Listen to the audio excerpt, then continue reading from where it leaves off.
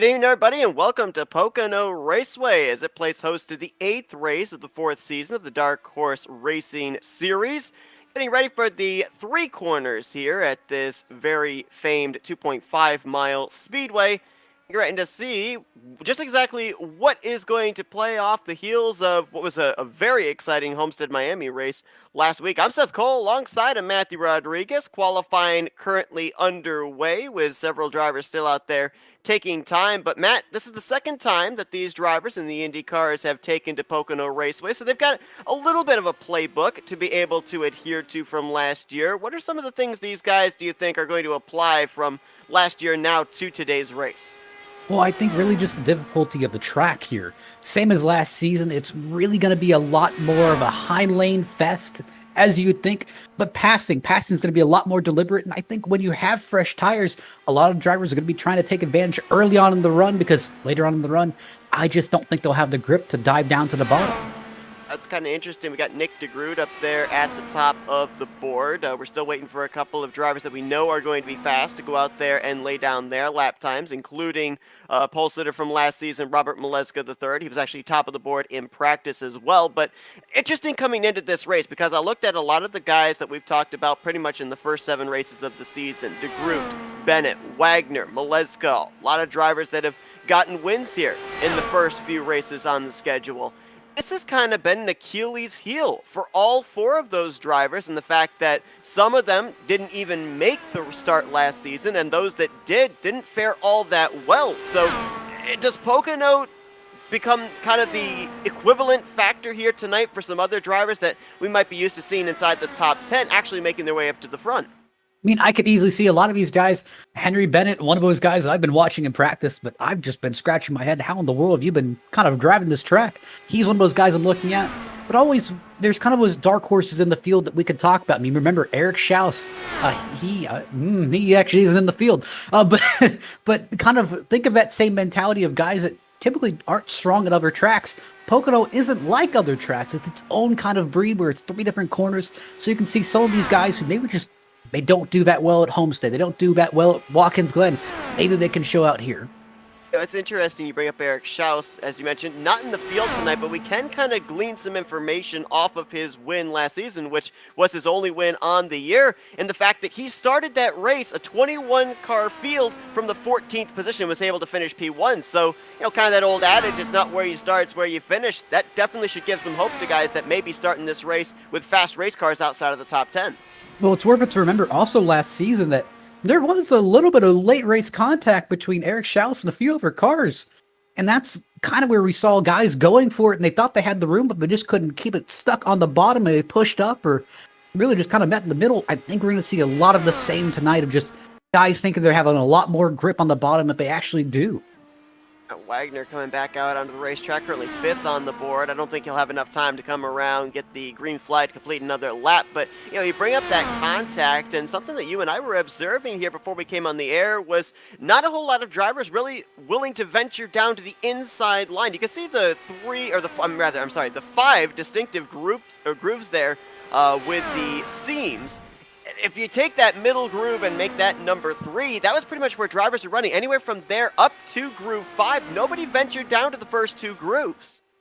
Absolutely. And that's really just because it just seems like the car just plants itself and it turns into a javelin and just goes straight ahead instead of turning. And you'll notice about in turn 3, some of these drivers will try to arc low. They won't keep it exactly on that white line, but when they're coming around to the exit of turn 3, you'll notice some of these guys lift, maybe get out of the gas a little bit, try to swerve out of the way because they just don't have trust that they're going to make that turn.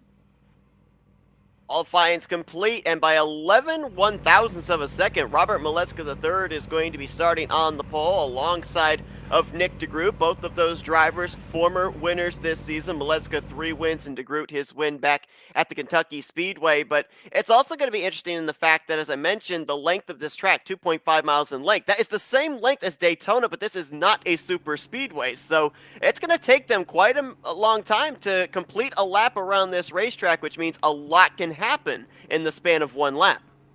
Absolutely.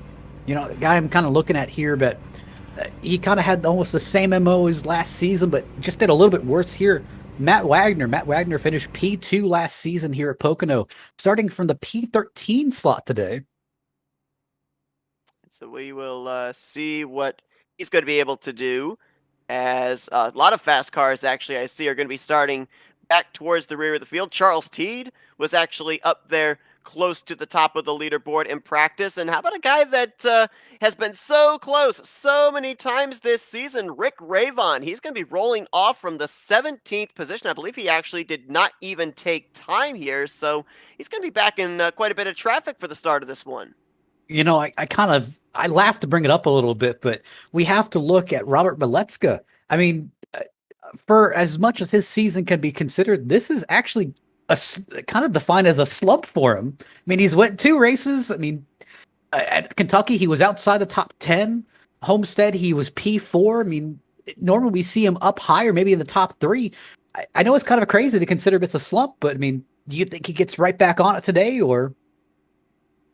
I mean, we've had several drivers that we've interviewed during the course of the last couple of weeks, and they've even stated the competition has stepped up. I mean, there have been fights all through the field from front to back, and I think Milecka's feeling that just as much as anybody. A lot of races last season, he was dominant. He was out in front for a good portion of. Very often, he was usually in a zip code of his own. Now that's not the case. The DeGroots, the Bennetts, the Wagners, they've been able to reel him in and make a fight for the victory week after week. And you have to admit, it's just very scary with the amount of talent. I mean, of course, you mentioned Ravon Bennett, DeGroot. I mean, actually, let's not even forget about DeGroot. I mean, DeGroot has really rallied back this season after kind of a dismal season 3. I mean, look at us. DeGroot and Milecka are tied for 3rd in the points. Right now, the point standings coming into this race, you've got Rick Ravon, the points leader. Henry Bennett, with his 2nd win on the season last week, has jumped up to 2nd in points, 14 points back. As you mentioned, that tie between DeGroot and Milecka for 3rd place. Bear in mind that Milecka did miss a race a couple of weeks ago, so that certainly plays a factor into it. Matt Wagner currently in the 5th position, 42 points out. Bronson Stafford's still in the mix, 58 points out in 6th, and Gale Brooks has been very consistent this year. Currently sits 7th, 77 points out, and Gale Brooks was another driver that was actually looking like was having some very good consistent lap times in practice. Going to be rolling off from the 7th position in tonight's event. 100 laps, and I think maybe more so than any place, Matt, this might be the one track where pit road is going to play the huge deciding factor into the outcome.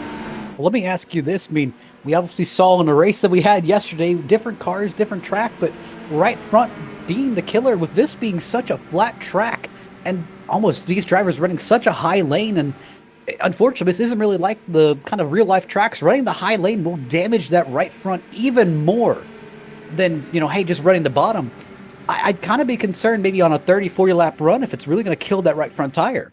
Yeah, not a whole lot of banking here either. Turn 1's got the most banking, 14 degrees, and that's not much. Turn 2's got 8 degrees of banking. Turn 3, 6 degrees of banking. The flattest turn here at this track. As the green flag is out, let's get racing in the Pocono Mountains as Milecka gets ready to lead a field that's spreading out 3 wide into turn 1. Covey looks about 3 wide back there, but he thought better of it. A car way up the track there. I think that's Mike Tellier in the white and blue machine. He was almost on the top of a 3 wide situation as Nick DeGroot not going to let Milecka get away. He wants to lead the first lap of this race as they head to the tunnel turn. Woo. Man, I'm just seeing the 3 wide here in some of these corners, and that just doesn't work in turn 2 at Pocono. Is that Eric Peterson that almost looked like he was going to brush the wall there? That bright yellow machine. He's going to clear what's going to be now a 3 wide battle for the 7th spot. Mike Tellier, Gale Brooks, Kobe Moore in the mix of that. They all settle it out to single and double file down this front straightaway, and you're going to see a lot of moves made here. This is a very wide front stretch. Is that, I think, Rick Ravon? Yeah, he started at the back. He's working his way to the front in a hurry. And it's worth noting that normally the admins kind of restrict the amount of track that you can use. I mean, no ducking on the apron or bottom line, but they have released the reins this week. They said that the front straightaway is fair game. I mean, you can go all the way down to that checkered flag portion down there in the bottom and make passes if you feel so brave, but the driver on the top side is not obligated to give you back their spot. Ravon kind of boxed in there with Bronson Stafford to driver's left. He had Mike Tellier just up ahead of him there, and now going to try and split the teammates up the middle there. That was a gutsy move. You see that at a super speedway, but not with Indy cars. That's usually something that can get a little dicey and usually not with positive outcomes. I mean, I think he's kind of in that mindset. He sees him singling, filing out in front of him. He thinks he needs to go. Now, I don't know why he chose not to qualify, but, hey, to each his own. Maybe he just wants to make it a little bit more impressive when he comes up the field. Yeah, maybe. So far, starting back in the 17th position, has picked up 10 spots since the drop of the green flag inside the top 10 as Maleska tries the inside line through turn 3 to get the second position from Henry Bennett. Not quite going to be able to do it this time. Matt Wagner looking on as Nick DeGroot opens up about 4, maybe 5 car lengths back to the battle for second place. What a rally from Matt Wagner. I mean, 4 laps. Man started in 13th place, drove up 9 positions, all the way to P4. He is in striking distance of this lead. And I mean, you talked about the fact that he is the driver in the field here in the previous Pocono race that had the highest finish, with Eric Schaus, the previous race winner, not here. Matt Wagner, the runner-up, would have the most information about what the car is going to feel like and what he has to do in the closing stages of this race. Man, I look back there on lap 4 in the beginning of the straightaway. I think that was Herrick, but Herrick decided to push it 3 wide on both the Smart IndyCar teammates, and looks like he may have hit the right front of Tellier. No actually damage or contact. It looks like it's going to cause a wreck out of that, but I mean, a lot of these guys, they're feeling that urgency. They're feeling like they have to go. Now, obviously, we were talking about this as well pre-broadcast about these drivers, especially off of turn 1, really pushing up the longer the run goes on, depending on the line that they choose on entry, and getting that outside wall with the right side of their machines with the chassis exposed. Actually, I think maybe Bronson might have brushed the wall there off of 2. I mean, with that chassis exposed, how much does that affect the race car for the remainder of the run as Safford's actually up and into the wall a good bit there into turn 3? Yeah, it looks like, I don't know if he maybe got a little bit too much draft, or maybe he wasn't expecting Kobe to check up that much, but looks like he almost like kind of pulled an evasive maneuver. I don't know, but either way, he definitely got the losing end of that. No doubt about that, as he's going to drop back to the 10th position, trying to get back Jim Herrick's 9th spot, and it's a bit of a gap back to Charles Teed, so an opportunity to recover. Henry Bennett coming off that second victory last week at Homestead Miami Speedway, looking now to tie Maleska for most wins on the season. He's now to the point. Maleska trying to take the second position on Nick DeGroot, and interesting here that we see Maleska, he's doggedly trying to get that inside line working in turn 3.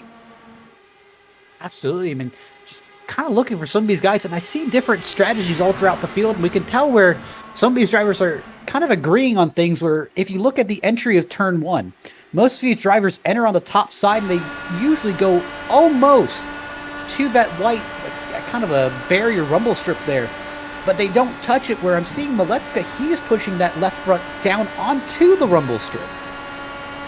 Right on board with him. You saw just how low he got, trying to get the second position from Nick DeGroot. Looks like he may have the spot here off of 3. Nope, DeGroot going to battle back on the outside line. He's going to clear him before they get to the start-finish line. Rick Ravon, though, he's now entered into the same picture as the race leaders. He's all over the back bumper of Matt Wagner and looking for 4th going into turn 1. It's kind of worth it to mention, but that factory-backed motorsports team, I mean, just look at them. Kind of Nick DeGroot, Henry Bennett running together, and, kind of got Robert Maleska to break up the party here, but, again, they have been running pretty much a hot streak these last few weeks. We've also got their teammate Kobe Moore back there in the 8th position. He's currently running about 3.5 seconds behind the race leader, as Rick Ravon going to move up into the podium. Only took him 8 laps to work his way from 16th up to 3rd, and he's looking for more as he closes onto the back bumper of Nick DeGroot. Matt Wagner now looks to take advantage on Maleska to get the 4th position. Now, here's what concerns me about that move. I mean, you see him just charging up through the field. Obviously, 17th second, impressive. However, I'm kind of looking at this, and I'm wondering how much he burnt up his tires doing this. That would be the big question for me as well, because as we saw in practice, and we're kind of seeing here in race, for the most part, everybody is still running that middle groove through the corners. If you got a faster car and you're going to make a move, you're going to have to do it down on the bottom of the racetrack. We saw Maleska trying it earlier, and Rick Ravon has been using the inside line to make his forward progress. And to your point, don't have nearly as much banking down there, and you're going to heat up that right front a lot more running the shorter way around the racetrack. So if we continue with a long green flag run, it will be interesting to see just how far Rick Ravon can stretch it as opposed to the others around him as almost near contact between himself and DeGroot. Mike Tellier and another driver, Jim Herrick. That's over, I think, in turn 1. Let's go ahead and take a look back at this. Big hits for both of those machines. Honestly, I'm kind of looking at the incident at the moment. I almost want to say Tellier came up. Take a look here as Tellier's going to make the move. Herrick goes to throw the block. He was actually trying to make a move to the inside of Charles Teed. It looks like both Herrick came down and Tellier went up, but it's just kind of coming into that danger zone. I mean, we saw these guys entering turn 1, where you need to be on that high line and you need to kind of avoid that shallow entry. You're going to turn into basically a really expensive lawn dart entering 1.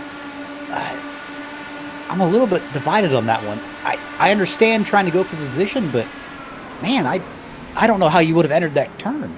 Did Herrick know that Tellier was there? Because it looked like he was focused out the front to be able to get the run and make the move on Charles Teed.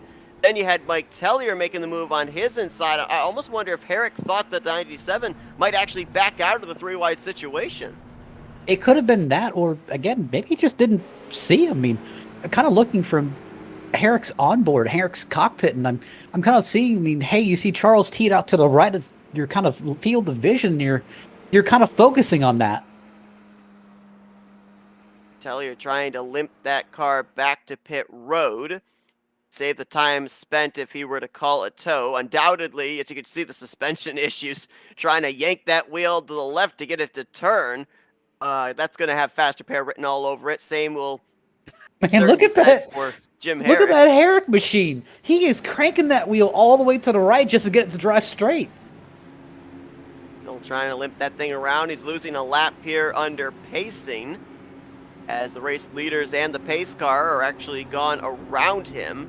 And he'll bring that, it almost looks like a go-kart, to be honest, with no front wing and no rear wing, to pit lane. Pit road open. We got a number of drivers that have hit the pit road here. A couple of drivers electing to stay out, but Henry Bennett's going to give up the top spot to head for pit lane. Yeah, it looks like at the result of this, it would be Herrick and Tellier 1 lap down. And obviously with Herrick kind of holding up the field there, that will shuffle out these pit stops a little bit because some of these drivers, they couldn't pass him without getting a black flag. 2 drivers that elected to stay out, Nick DeGroot and Matt Wagner, so looks like they'll be the ones to lead us to green. Bennett wins the battle off pit road. Rick Ravon and Robert Maleska III are the top 3 leaving pit lane, so they will complete the top 5 when we go back green. 12 laps in, and theoretically, 10, 11 green flag laps. Do you like this call on the part of the 89 and the 11, or are they going to be sitting ducks on this upcoming restart? Here's always my take is if I have a chance to early in the race to get tires, get fuel, prep myself for a longer run, I always want to take that opportunity just because, hey, I don't know when this next caution is going to be. I don't even know if there's going to be another caution. And this could easily make my 2-stop strategy just a 1 stop to the end of the race. Not saying that this is going to be a 1 stop, but hey, this could make my life easier later on down the line of adding less fuel on that final pit stop to get to the end. I'm not a big fan of it. I understand why they did it, but I'm not crazy for it.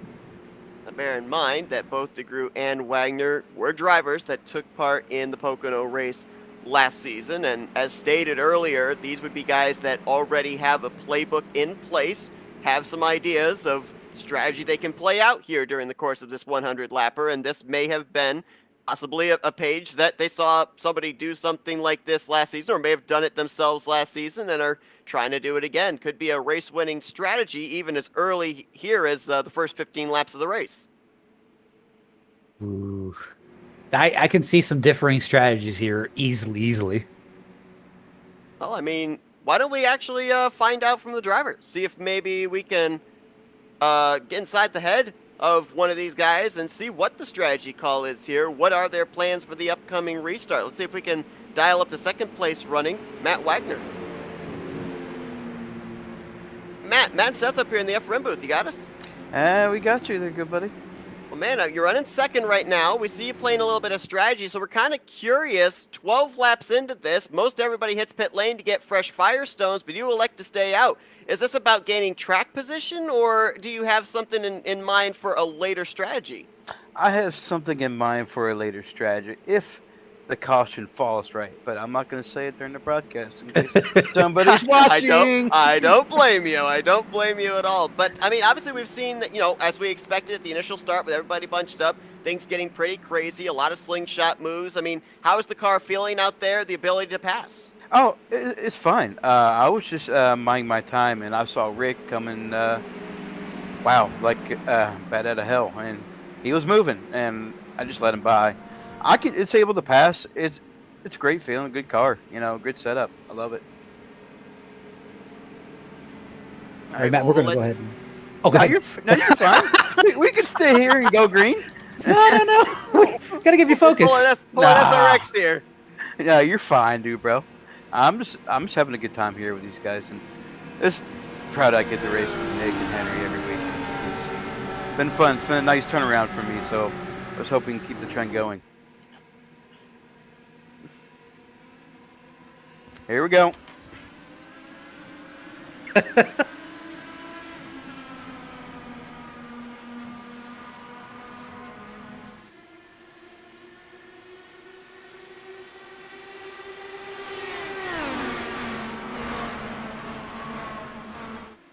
Nice to see some of the strategy here of some of these drivers just kind of fanning out, going about 2-3 wide here and back in the pack. But obviously looking up front, everyone's going to single file out here, just trying to keep a straight line, seeing if they can break away from the rest of this pack.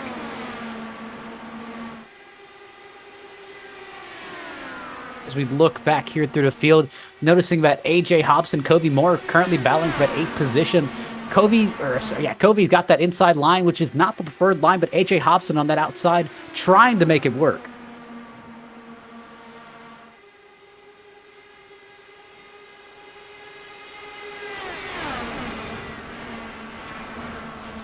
Still looking at the front of the field, Nick DeGroot leads, but right now Matt Wagner's launching a battle with Henry Bennett. Henry's trying to see if he can make it work, pulls back in the single file.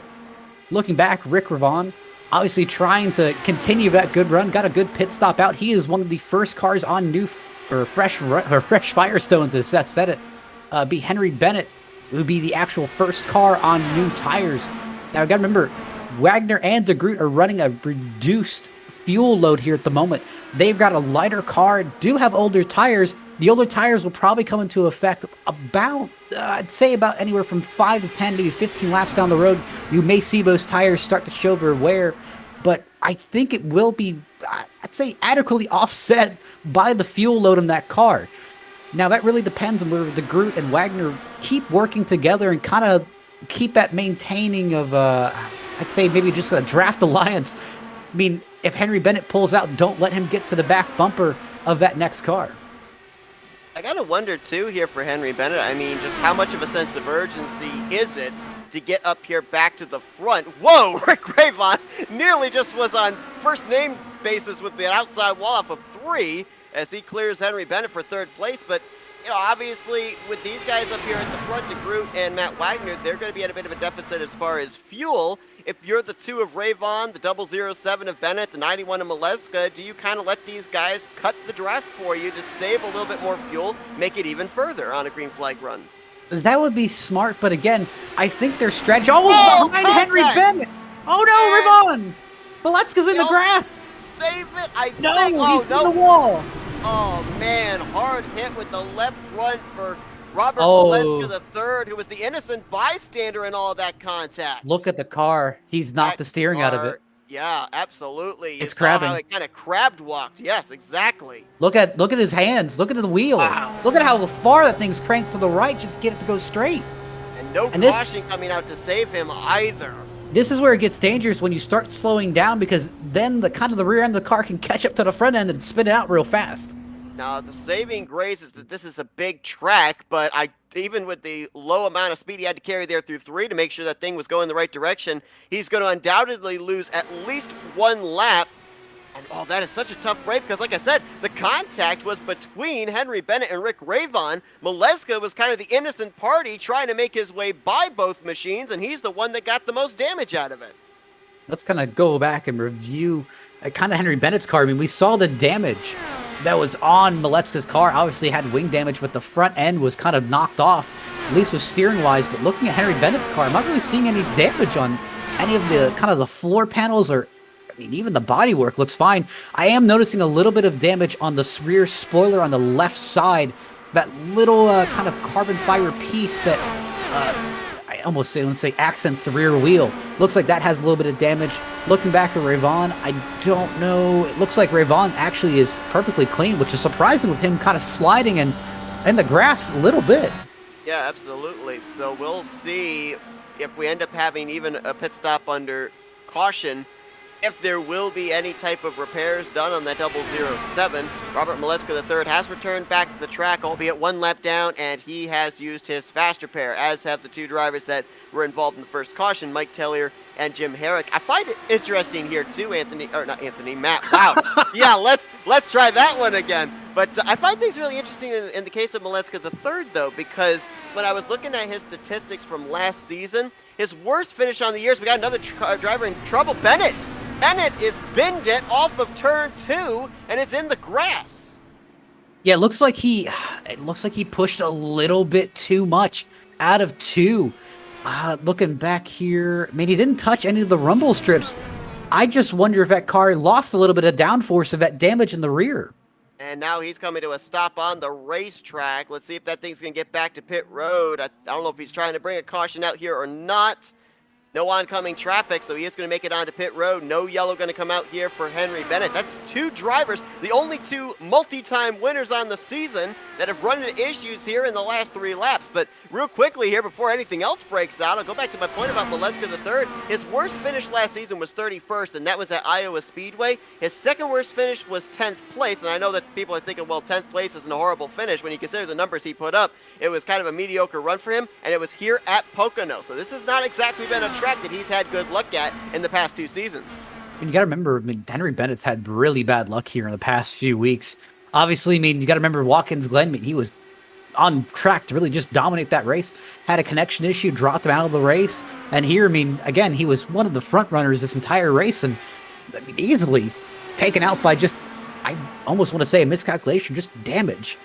They bring up that Watkins Glen, you know, with his win last week at Homestead. Had he not had the Watkins Glen issues, more than likely we'd have been talking about him as the points leader coming into this race, because he's still within striking distance with that victory, 14 points behind Rick Ravon for the top spot. But Ravon has, without a doubt, been the most consistent driver here in the first 7 races of the season, and he's going to move up another spot, put him P2 as he finally gets by the somewhat older tires of Matt Wagner. But very impressive here for both DeGroot and Wagner, how they've been able to keep themselves up here with 12-lap older tires than everybody else behind them. Well, here comes my bigger question here, which is, I mean, obviously seeing the kind of misfortune of Maleska and Bennett, I mean, how much does that kind of spook some of these guys who maybe have a little bit of damage on their car? And then also, the second thing that makes me worried is, I mean, they had a strategy going on the pit road. How much does this change that strategy, and what do they have to do to kind of get back on it? Or are they really just hoping for a caution at this point? Yeah, and you got to think, too, the field getting really spread out right now. We've got little battles here and there, battle for second, battle for fourth, but there's a lot of gaps between those battles and the next battle behind them. The likelihood of a caution coming out is slim to none. Bear in mind, though, we were rather spread out when we had the contact between Tellier and Herrick for our first and only caution up to this point. So, well, let's go a lap down, Henry Bennett a lap down. If we do not see a caution at this point in time, there's really no strategy for them to get back in the lead lap, is there? I hate to say it, but I don't foresee a strategy for them to get back on the lead lap. I mean, obviously they will most likely get back on the lead lap under green flag pit stops when the majority of the leaders come along, but I don't know. Change up here for the 6th position, I believe it was. Charles Teed making his way around AJ Hobson, and you got to look at the point standings here now with what's transpired in the last 5 laps. You've got drivers inside the top 5 in the standings like Negroot, Rayvon and Wagner, I mean, those guys all came in first, third, and fifth in the overall points, but with Bennett and Maleska now finding themselves one lap down outside of the top 10, there's other drivers like Eric Peterson, Dale Brooks. These are drivers that could take advantage, Jim Brooks as well, and be able to work their way up into the top 5 heading into next week. I mean, it's kind of funny you mentioned, I mean, just drivers who've actually kind of lucked out with this situation here. Obviously, Nick DeGroot and Matt Wagner, they're just loving this because that was their main competition. Obviously, Rick Revant, extremely fast, but I mean, these two, as you hear, at least I heard over the radio, that Nick DeGroot's coming in this time to pit, and that's a bit early to me, to be honest. Well, bear in mind that he stayed out under our only caution of the day, so no surprise that he would be pitting earlier than others. Matt Wagner, though, in the 11, well, he's running low, too. Looks like he's going to come in this time also. As, boy, you got to really get that thing woed down. You got all of that access area to be able to get to pit lane. You got to make sure you don't put yourself into a false sense of security of, hey, I can attack this a little bit harder than I would expect to, because the last thing these drivers want is a speeding penalty, especially with 2 of their top 5 competitors in the points hitting issues here. And it looks like Mike Tellier may have parked it for the night. Looks like he's got a little bit of right rear damage on that. Looks like the for an Indy car. I'm not really sure what happened going back and looking here. Looks like he may have actually just... looks like Haisong may have just tapped him just a little bit and just sent the car on a round. Let me look at Haisong here to see if he has any front end damage. No, Haisong looks fine. Take an onboard lap here with our race leader, Rick Rayvon. And I doubt we're going to see him go into 6th gear, because 6th gear more of a draft gear, which drivers would use if they have someone cutting the slipstream up ahead of them. The more speed on the straightaway would be with 5th gear. So I'm going to go down to 4th gear there in turn 1. 14 degrees of banking based off of Trenton Speedway in Trenton, New Jersey. And going to remain in 5th gear here through the fastest corner. Turn 2, the tunnel turn, 8 degrees of banking. And now into the flattest corner, the 6 degrees, turn 3. And no downshift. Interesting there, because I was kind of wondering, obviously with stock cars, we'll see them downshift to usually 3rd gear and then bring it up to the high gear of 4th, but no downshift here for these Indy cars. Well, that brings a few questions, which is, I mean, obviously is he in this kind of downshift range where it would make sense to not over rev the car and possibly, raise your temps? But here comes the next thing, which is right now he is leading. And right now he's got about a 2-second gap on Eric Peterson. I wonder if he's saving fuel. And obviously not downshifting or kicking down into a lower gear of higher RPMs. Going to save you a little bit of fuel there. And do you want to curse Eric Peterson, or do you want me to do it? Go ahead. You do it. Obviously, Eric, I mean, he has had a great run to start off here. Honestly, net gain. I mean, he has started second. He is currently running second. Hasn't had, I don't really know how to say it, but he just hasn't had luck on his side in the past few weeks. But hopefully, I mean, obviously his kind of his teammate Eric Schaus managed to break it a few weeks, or managed to break his kind of no-win streak last season at Pocono. Maybe that kind of rubs off. Now, you can correct me if I'm wrong, but I think if I remember that one season ago here at Pocono, Eric Peterson was racing from a hotel room, didn't exactly have the best of internet available there, and end result, he was barrel rolling on the front straightaway, finished that race in the 21st position. Yeah, he actually rehashed it to me, and he made it a little bit more clear than what we originally got, which is, I think he used the actual TV screen in the hotel room as the monitor he was racing on, which is a little bit interesting. But obviously, he's under better circumstances this season. You're really seeing what he can do at Pocono. Now, obviously, he's had the advantage of some misfortunes by both Bennett and Maleska, and obviously Wagner and the group being on their own strategy. But you got to wonder about some of these guys up front. I mean, Rayvon, Peterson, and Stafford, if they have something up their sleeve.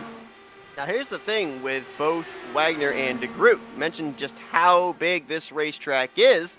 When they came down, completed the green flag pit stops, they came out ahead of the race leader. So they are still on the lead lap, currently in the 11th and 12th position. So they don't have to worry about a caution saving them, because if this thing continues to go long green flag run, they will then cycle back up to the front when all the drivers that pitted about 20 laps ago come down pit road for their first cycle of green flag pit stops. On the flip side, though, you've got Maleska and Henry Bennett, who got trapped a lap down because of just how long it took for them to even get back to pit lane, let alone get the damage repair done when they finally got to their pit stalls. Here's really the only thing that worries me about both DeGroot and Wagner's strategy. I mean, you're seeing them about a second apart, about 2 seconds apart from each other, and that's great and all, but right now, I mean, looking at how close the rest of the field is, and just seeing Rayvon, I mean, he is coming off of turn 3 right now, and they're passing start finish. Oh, my apologies. I'm looking at this map wrong, but they're entering turn 2 now.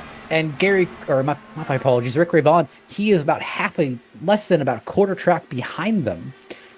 I would want to be on the route and just kind of drafting to see if I can get away from him, or at least buy myself as much breathing room as possible. And, again, you save a little bit more draft and a little bit more gas that way. Things are getting really sketchy here from 4th back to 6th. As Charles Teed in the 50. The white and green machine behind him is AJ Hobson, who I think actually did get the wall off of turn 3 on the last lap, and then the dark green car behind is the 51 of Jim Brooks, and there was almost near contact between Teed and Hobson coming off of turn 1, so keep an eye on these guys, as there's a lot of side drafting going on. Yeah, I'm kind of watching that, and I'm a little bit concerned, because obviously older tires, and, laps winding down, I saw someone blink out there. Sure who that would have been, as right now you've got the top 3 all running within 4 seconds of each other. This battle here is going on over 6.5 seconds behind the race leader, Rick Rayvon. Kobe Moore trying to reel these guys in that 7th position, and that's Maleska the 3rd there in the 91, the lap down machine, trying to cut his way through traffic. Jim Brooks having the 51 to pit lane. This is interesting because most of the time at our mile-and-a-half races this season, it's been Jim and Gail Brooks who have played the strategy of staying out the longest. It looks like Jim may be one of the first drivers trying the short pit strategy here. I mean, you got to wonder about the father-son duo there, and typically they communicate on strategies together, but it looks like differing strategies as Gail stays out on the track and Jim comes in. We'll see how that plays out for both of them. Gail was running in the 8th position before the 51 dove to pit road, and Jim was running, as we mentioned, in the 6th spot.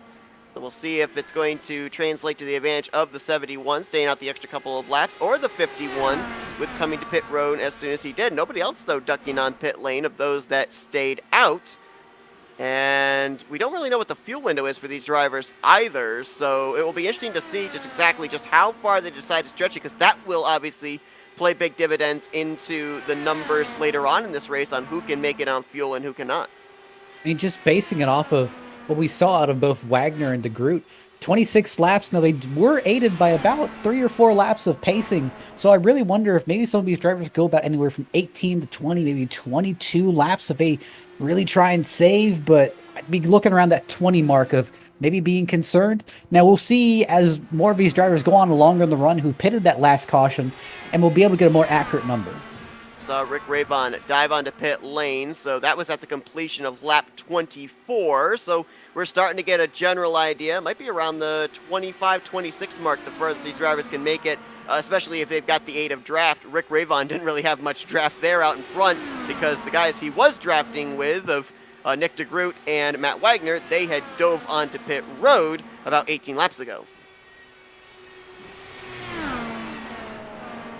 Like we've got Scott Rankin here in the booth with us here. Now, Scott, I mean, the green flag pit stops beginning, and with the pit stops taking place here, if we have a target lap of around 25-26 laps, that would mean that these guys are going to have to come to pit road at least 2 more times before the conclusion.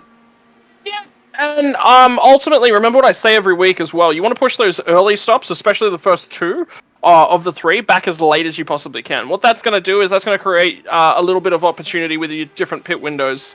I'm actually just starting to get some calls on the radio that AJ Hobson's on his way to pit road this lap. I think Eric Peterson just said he might be on his way to pit road as well. So whilst my data sort of catches up here, look.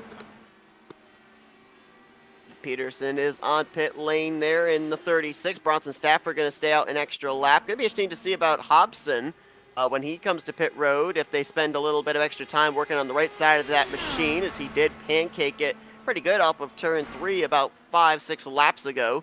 He's on pit lane now. Kobe Moore, Dylan Moskowitz coming to pit lane. So only 3 drivers pretty much left to complete this cycle. If we do stay green as well here, I'm looking at Henry Bennett and Robert Mileska III. I mean, these guys are about 4-5 laps for Mileska, about 8-9 laps for Bennett, off sequence from everybody else. They'll have a number in line. Yeah, I think they're basically saying, we know that we're going to have to run at these different windows and these different pit stop. Basically, that's what they're thinking in their mind, is that they're going, okay, I know that this race is going to have 2 more stops in it. I'm going to split it up nice and evenly. Knowing Pocono, there's a good option for a little bit of tire fall off just because of the way that the corners are all different set up. The other thing is that even though the draft may be faster, they're not happy running in the draft. Something's on. They've got a plan going on, but don't just immediately look at them and go, oh, well, they're off cycle, you know. It could be playing to a specific plan for these guys.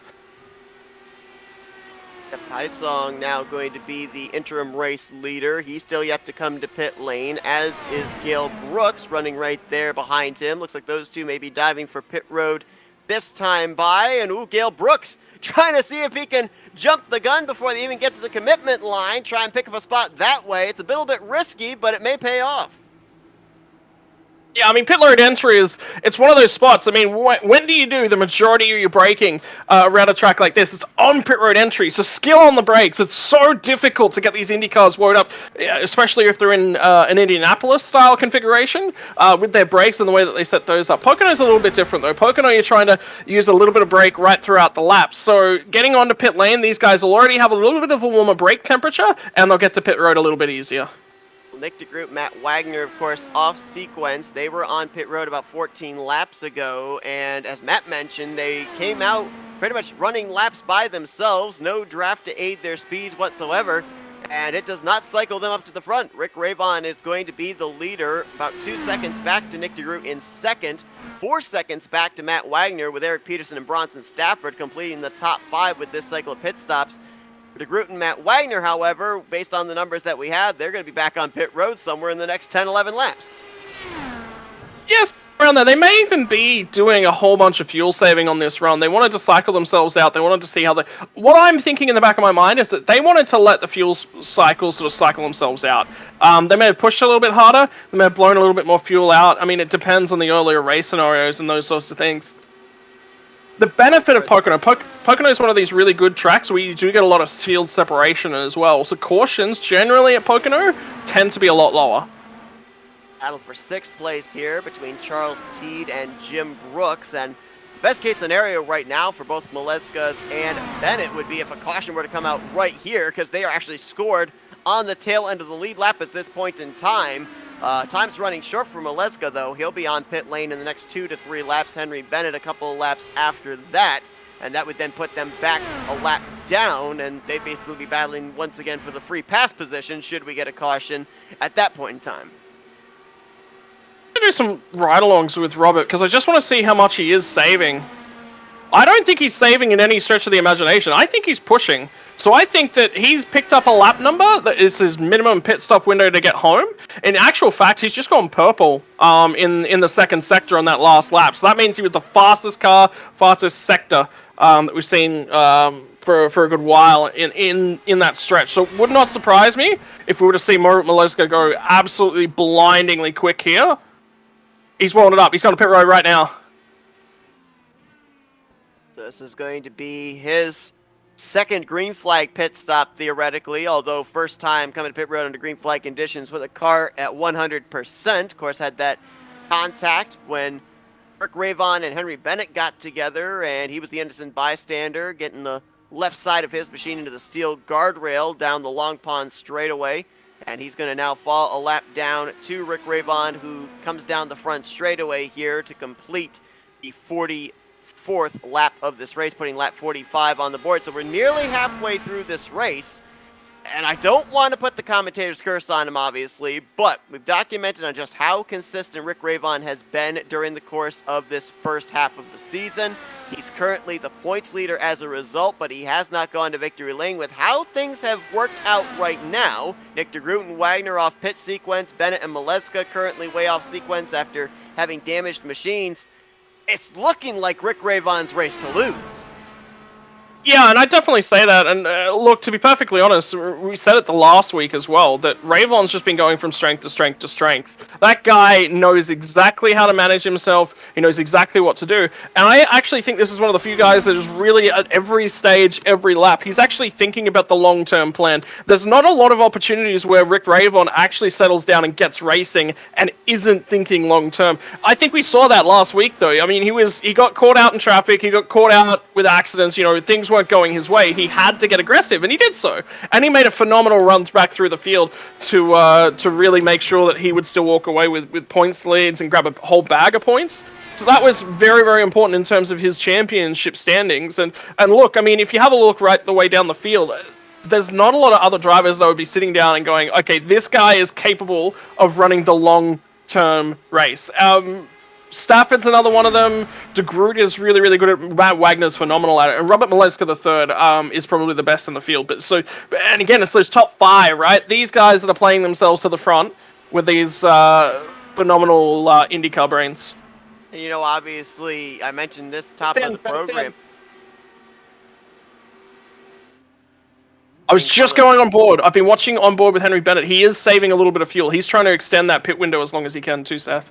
So he's in from the 13th position. He's obviously going to lose a lap here. Here comes the 2 down the front straightaway, but depending on what happens in the next 25 laps or so, could find himself back in the lead lap, maybe get himself a break with a caution coming out. Got a battle actually brewing here for 3rd place, I noticed too. Eric Peterson trying to get the draft on Matt Wagner's. They went way down to the inside on the front straightaway. That's the brewing battle for 3rd place, but if Rick Ravon pulls this off, it will be back-to-back seasons where the race winner at Pocono started from outside of the top 10. Last season, Eric Schaus rolled off from P14, and we don't know the circumstances of why Rick Ravon didn't set a time in qualifying, but he started this race all the way back dead last, 17th place, and worked his way up to the front. So I don't know what it is about Pocono, but track position just doesn't seem to really be that much of a factor as it usually is at a lot of our other mile-and-a-half tracks.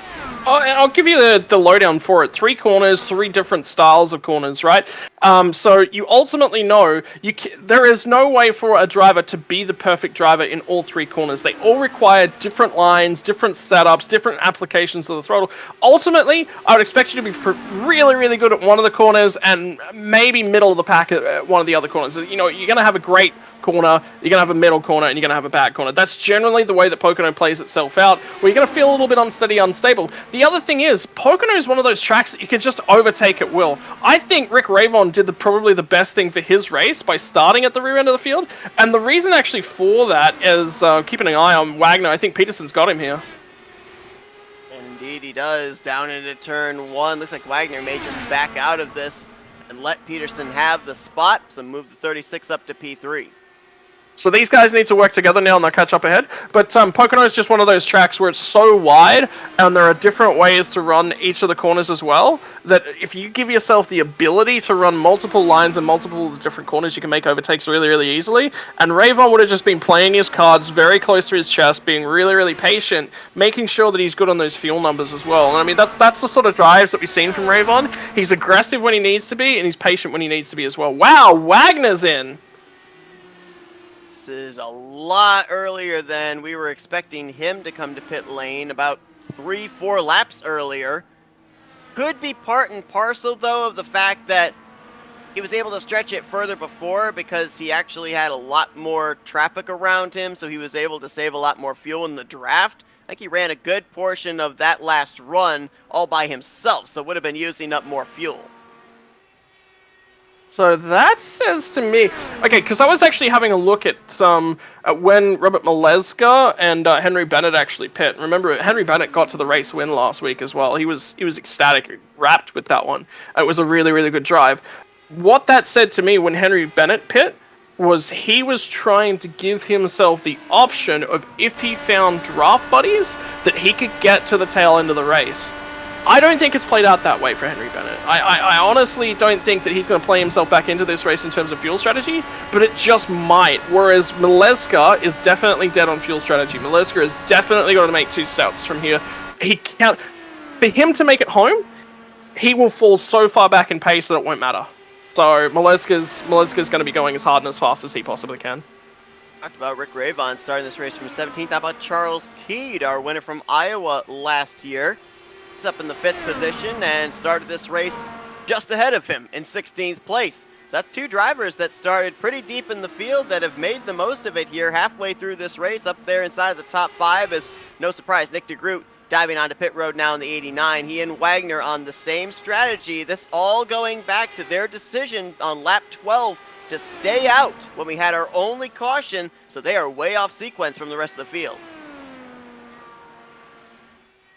Look, ultimately, when I come to Pocono, the thing that goes through my head is I think you have to pit every time that there's a caution. Because Pocono is just one of those tracks whereby, look at the field spread now. The chances of there being a caution are so low at this point in the race that they've thrown away all opportunity to have that track position strategy play out. Ultimately, they're pinning their hopes on maybe potentially another caution. Alternatively, I think a lot of the other cars are going to spend just a little bit less time on pit lane. It's going to be close in terms of pit lane strategy. Everyone's here. That's the interesting part about Pocono as well. Everyone's got a strategy that's viable here, and that's the best part. When we talked with Matt Wagner there under that caution, asking him about the decision to stay out, he told us it was all part of a greater plan. It was going to be something that would play out later on in the race. He wasn't going to tell us what it was, but I'm very curious to see if it's going to work out for him. Oh, man, big hit there with the outside wall. Jim Brooks in the 51. I was getting a little bit concerned about him running in the wake of Charles T because it was looking like he was carrying way too much speed off the corners, and you can see that seems to have affected his race car. That car did not look very steady on the entrance to turn 1 either. I'm just wondering, I'm just having a look back at that. I'm not necessarily sure that he did actually catch the wall. I think he might have caught it. Yeah, no, he just manages to dodge it, so it's very, very close. I think his tires, he's definitely struggling for a little bit of grip at the moment, so it's not going to be the most easy car to handle as it stands. So, look, I mean, yeah, he's got a lot of work to do to gather that car back up and get himself. He's going to be lacking confidence right now as well, which is going to translate to a loss of speed. So he's going to find some confidence back in that race car. You know, it's interesting because we talked about how low the banking is here at Pocono. You've got 14 degrees over in 1, 8 degrees based off Indianapolis in turn 2, and then 6 degrees based off the Milwaukee Mile over here in turn 3. You remember when we go to the 1.5 mile, and especially the 2-mile tracks, we were told this back in the season opener at Michigan about when you get longer into a run as that fuel starts to evaporate, the back end of the car gets a lot lighter. Could that be translating to why we're seeing some of these handling issues off the corner, because there's not a lot of banking for that right rear to lean on, and the back wants to snap around? Yeah, potentially. I mean, ultimately, these cars here at this sort of a circuit, they run closer to a road-going configuration. Obviously, still weighting, the downforce as towards one side as they normally would for an oval. But because of the styling of all 3 corners, it's basically closer to a road setup, and then you're gonna just offset things a little bit just to try and help you through turn 1. Yeah, look, I mean, again, like I said, it comes back to that thing of we've got 3 entirely different corners, and the reason that I love Pocono as a racetrack is exactly that. The cars drive different on all 3 corners. You're constantly fiddling, constantly trying to tell yourself, I've got to adjust my line here, because it just doesn't work. It's the best way to practice and prepare for Pocono by not actually... So if I said to you got to prepare for Pocono, but you cannot do any laps on Pocono, I'd be going to road courses. Particularly road courses have some sort of banking, so Zandvoort's a really, really good one. A couple corners there that have banking on it. It's going to teach you to drive the cars in really nice ways. And then alternatively, I'm going to look at running laps at tracks when I do my oval practice at circuits that have multitudes of different layers of banking. So, I'm going to go and do some at the high bank circuits, some at the intermediates, maybe even some laps at Bristol may even help. Bristol's probably a little bit aggressive, but it's all there and it's all relevant. And it's one of those circuits that's best prepared for by knowing what you can and what you can't do with the car, ultimately. And that helps to prepare you for what you're going to encounter during the race. Number of drivers are just about 5 to 7 laps away from when they're going to have to be hitting pit road again. Got a good battle closing up for 4th place. Charles Teed looks back and sees Jim Brooks. AJ Hobson is starting to close in on these guys as well. So maybe a 3-man fight for spots up inside of the top 5. A little bit further back, Jeff Highsong being reeled in by Gale Brooks. However, when I look back here before at what was looking like it was going to be a battle for 9th, Gale Brooks slid the car through 3 and really overcooked that right rear tire. Keep your eyes on Jim Brooks. Okay, that makes a lot more sense. So Charles T is actually filing into pit road. Just as you went to talk about the battle behind, I was just like, Jim's actually just found a whole bunch of pace right now, and he's actually really creeping up. And it's because AJ Hobson and Charles T were both heading to pit road. So Jim Brooks able to run longer than these guys. This is a difficult scenario for Jim Brooks. I think he's got to cover off AJ Hobson by coming to the pits this lap. It means that he compromises his overall race strategy and he loses some of those options. But the difficulty is that the AJ Hobson gets that free draft and he gets to start really creeping up on Charles Teed. Then that means that Jim Brooks is probably going to lose that spot. Those guys start working together. That means that Jim is just going to lose that draft. So yeah, he does come to the stop and Bronson Stafford's going to come along with him. You know, it's interesting there as Rick Ravon stays out an extra lap, and we see those drivers here and now inside the top 3 hitting pit road. All 3 of those cars that were on pit lane that last lap, Hobson, Teed, and Peterson, they're all teammates out of Dark Horse Racing. This is not a super speedway, but kind of reminds me of how a super speedway works with all the team cars coming down together on the same lap. Well, I mean, yeah, and you got to remember for Teed and Hobson, that was planned for them because they were so close together. Ravon's going to shuffle himself in this time by, but he's got such a huge margin now. I think he's still going to assume the race lead. The thing for Ravon is that actually at the end of the day does not matter what lap he come into the pit stop. And the reason for that is he wasn't in anyone's draft. Anyone else wasn't getting the draft away from him. So his pit stop really doesn't affect the running order. The worry that I would have for Rick Ravon, which is why he's probably covering these guys off, is because he just wants to make sure he's keeping touch. He's managing his race gap to the guys like Nick DeGroot, to Eric Peterson that are just behind him, and Bronson Stafford as well. He's lost a lot of eyesight on Nick DeGroot, Eric Peterson, so that him pitting now, I think he's gone as far as he possibly can, but at the same time, I think as soon as he saw Stafford pit, I think he had to come because he really needed to keep the measure of everybody else. With less than 40 laps to go, now pretty much everybody that has either pitted or are about to pit, they're just going to have to make one more trip to pit lane. They should be good to make it the rest of the way on fuel. Covey Moore inheriting the top spot in that 15 will stay out an extra lap, and he's the only driver with the exception of Matt Wagner coming into this race that finished in the top 5 last season. 3 of the drivers that were top 5 finishers last year did not take the green flag here tonight. The race winner Eric Schaus, 4th place finishing Benjamin Combs, and 5th place finishing Alexander Van de Sant. So I've actually been surprised, too, that we haven't seen a little bit more speed out of Covey Moore, but maybe he's hoping for maybe a caution miracle to take place here, gain him some track position, or maybe planning for something a little bit later on in terms of taking on less fuel than everybody else on the final pit stop. Yeah, I actually feel like that's what Covey's targeting, is because he wants to assume that track position later on. The other thing that it says to me, if you have a look at Covey Moore's season as a whole as well, he hasn't had the most quick, reliable season. I think he's found himself a little bit more buried within the pack than he would have necessarily liked. And ultimately, I don't really think that he's had the opportunity to show us exactly how good he is so far this season. And it's really good to see him, especially over the last couple of rounds, because you remember last week out as well, we started to see flashes of Covey Moore as well. So I think he's starting to piece things back together again, and we're starting to see the strength that Covey's definitely got available to him. I think there's still a lot more to come from him, and he's probably one of my drivers to watch towards the back end of the season.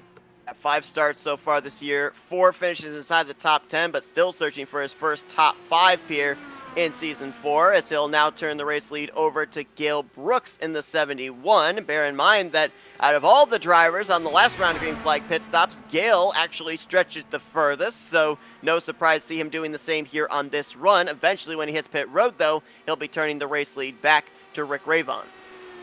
Yeah, and Ravon's now a little bit, remember what I was talking about, he wanted to make sure that he was managing that gap to everybody else. So Nick DeGroot come to pit road on lap 53 to 54. So ultimately, that's when he boxed. He knows that he has 47 to go from there. He's trying to get home, and his targets are at least get to that 25 window. May need to save a little bit of fuel before he's fine, right? Okay, so that's his scenario. Rick Ravon doesn't need to save any fuel. If he wants to push every single lap from here to the end of the race, he can absolutely do that. That's totally fine. Is that going to be more ahead of Rick Ravon? No, it's not. Okay, my timing's... Okay, that's a lot better.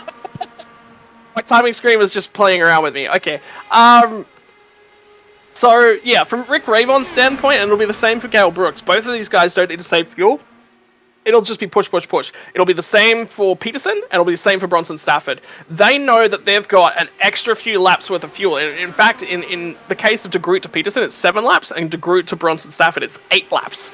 So, De Groot is playing with fire in terms of his fuel numbers. And if some of those guys, if Peterson and Stafford start to work together and crawl back onto him, I think he's dead in the water. But at the same time, if they slot back in just ahead of him, that may save his race strategy. So keep your eyes on that one as well. But what's interesting here as well is guys like Nick DeGroot and Matt Wagner, while they are off sequence, they only have to come to pit road one more time as well. They'll be having to probably pit somewhere around 22, 23 laps remaining, whereas most of the rest of the drivers in the field, they won't have to pit until somewhere in the 13 to 15 laps to go range. Just keeping an eye on things as well. You can remember Matt Wagner, in terms of strategy and the way things are playing out, Matt Wagner's still in this. He's up to P6, and he's attached to both Eric Peterson and Bronson Stafford. So from Matt Wagner's standpoint, right now, he'll just be chilling out here. He'll just be looking to try and save as much fuel as he possibly can and reattach himself to these guys in terms of race strategy. Then when they pit, he's going to burn. He's going to burn as hard and as fast as he can. Gale Brooks on pit road as well. So, look, I mean, Matt Wagner's definitely got an opportunity. I think De Groot is definitely the guy that's on struggle street. He's closest to Rick Ravon, and again, he's got opportunities, but if this pack behind him sorts itself out, start working together, he's in a real rough spot, but Matt Wagner's not. So, well, this race has not been without incident, but we've only had one caution come out during the course of these 67, now going on to 68 laps. We nearly just had our second one there in that battle for the third position between Peterson and Stafford.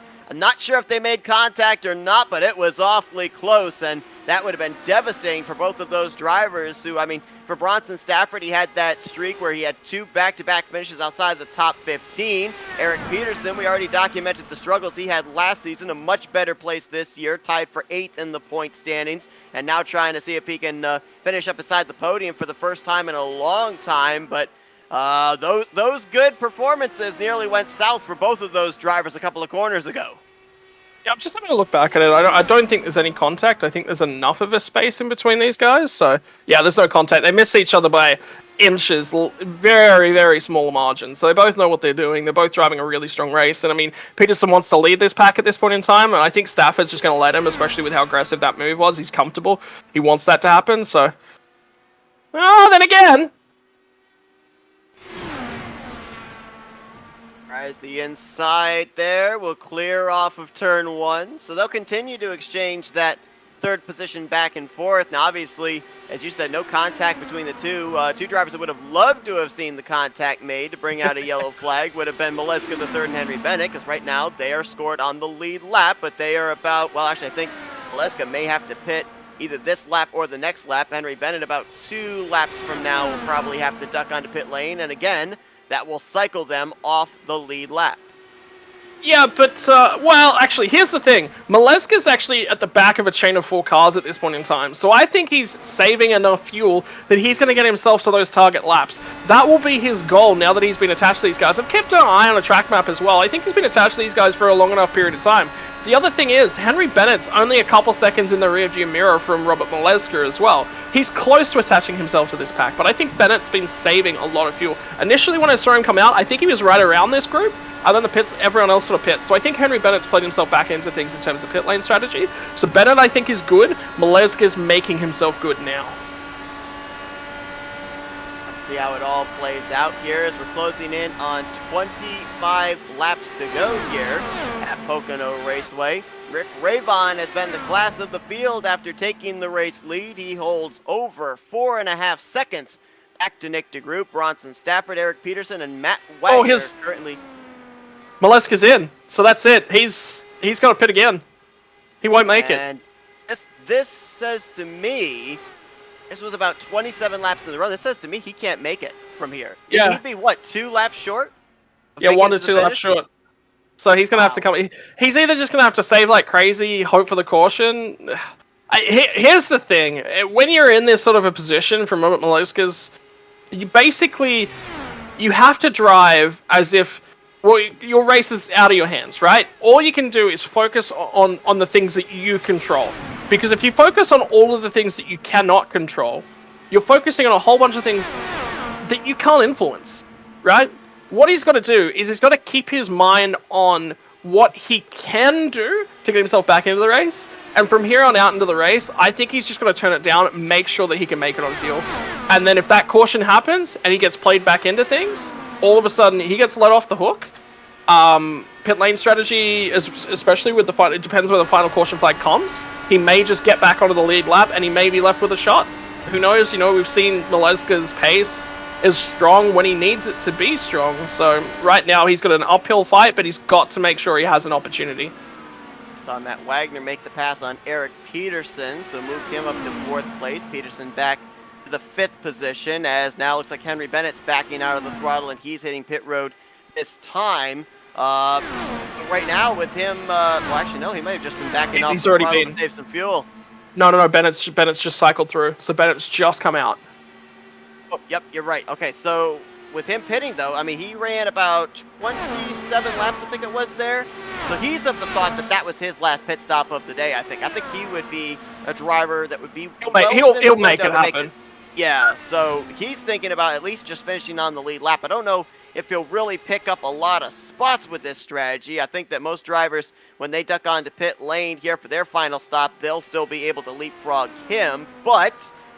we've seen stranger things happen. If Bennett is able to at least keep himself on the lead lap when all these other drivers complete their pit stop in the closing stage and the caution comes out, he doesn't have to rely on a lucky dog to get himself back in the lead lap. He'll be caught back up to everybody else. Yeah, and the other thing is, what Bennett's race is right now is it's against Maleska, right? So ultimately, if Maleska has to make another stop, Henry Bennett gains 1 spot. That's a win, right? That is.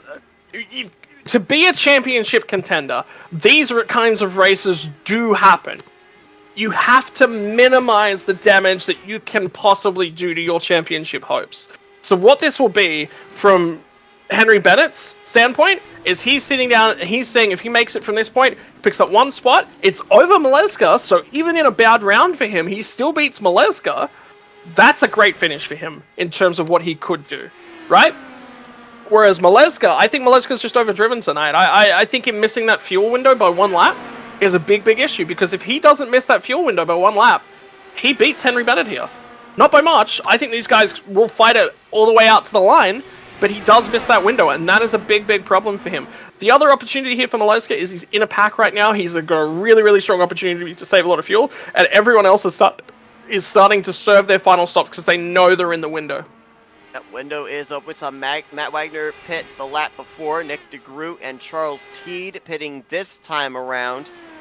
You bring up a really good point there as well about picking the battles based off the circumstances. For Bennett, he's realizing it's kind of a mano-a-mano between himself and Maleska of who gets the best finish here today, because, you know, based off the IndyCar point system, that one position, those couple of points that you gained here at Pocono, could be a huge difference maker into the championship battle when we get to the season finale at Indianapolis.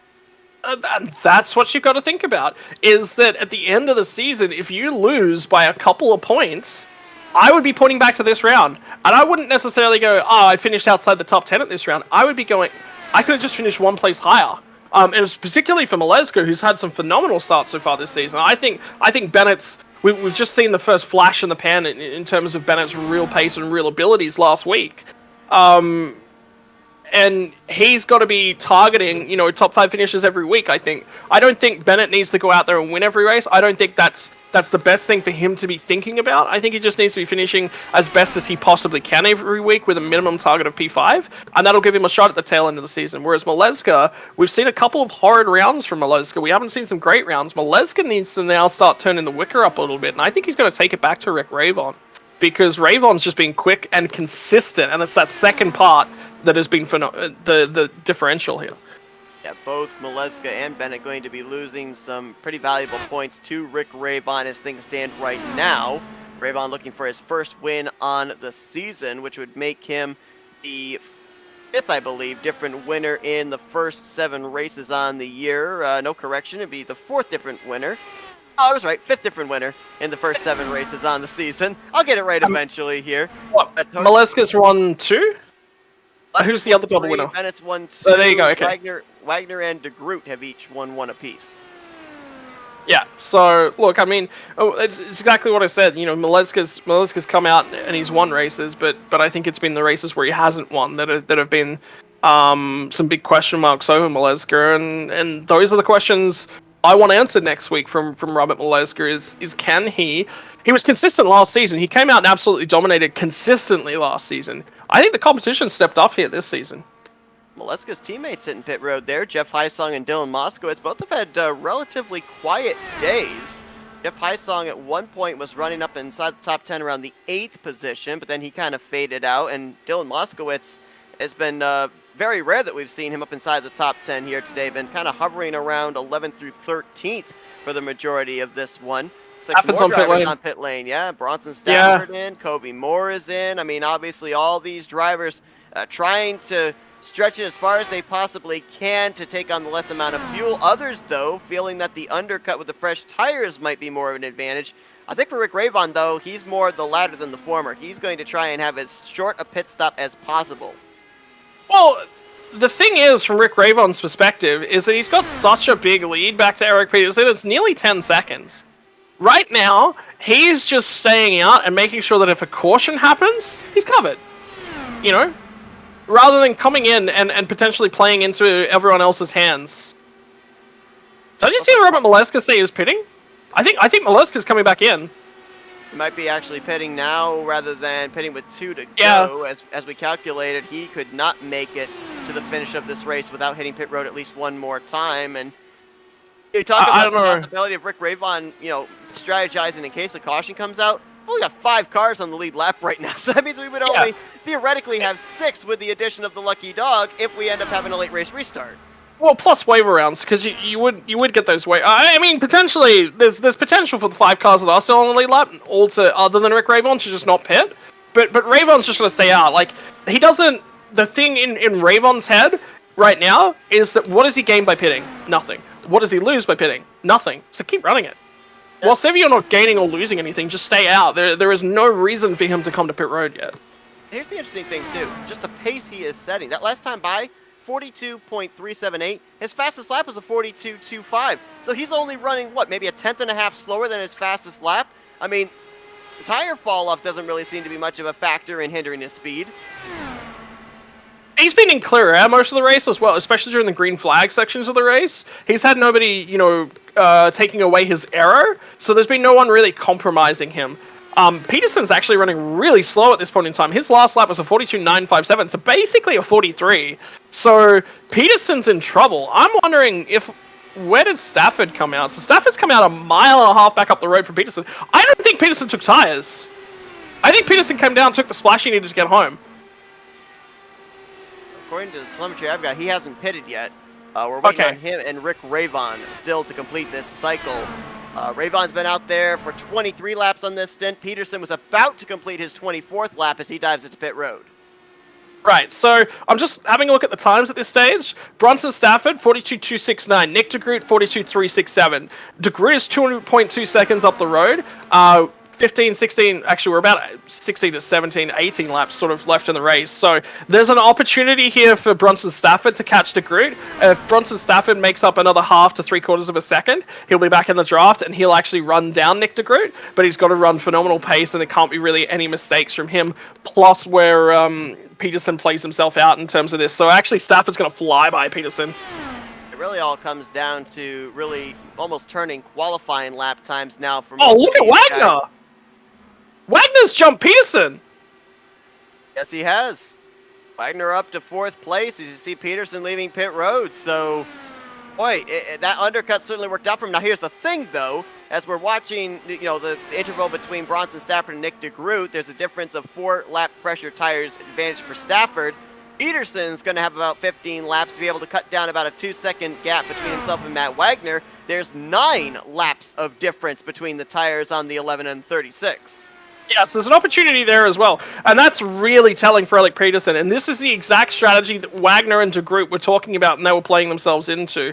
The thing from this period right now to the tail end of the race is that De Groot is ailing this entire period. De Groot and Wagner both ailing this entire period, and there is nothing they can do about that whatsoever, but they're comfortable with that. They can run that pace, they've been running that pace all day. It puts the pressure back onto the other people. It's basically saying, I'm going to be out here, I'm going to be turning consistent laps. They may not be the quickest laps ever, but they're going to be consistent. You guys have to come out and turn qualifying laps for the entire remainder of the race, or we win. It's interesting, too, because I was going to mention about, these drivers having to try and turn qualifying laps for the remainder of this race. We ended up seeing Robert Maleska III snipe the pole position from Nick de Groot by 11 1/1000ths of a second. So if it's that close for the pole position, that might be all you gain in the course of a lap, which puts the stress on consistent lap times for those drivers that are trying to take advantage of their fresh tires to the drivers that they might be trying to catch before this race is over. And here's the thing, just have a look at the last lap times as these guys are now heading down towards turn 3 as well. Nick de Groot, 42.444, slowest of this bunch. Bronson Stafford, 42.338. Yeah, a little bit quicker. Made a little bit of time there. Matt Wagner, 42.255. The guy with the oldest tires of the bunch is turning the fastest lap. Matt Wagner actually has the fastest lap of the race as well with a 42.106. That is...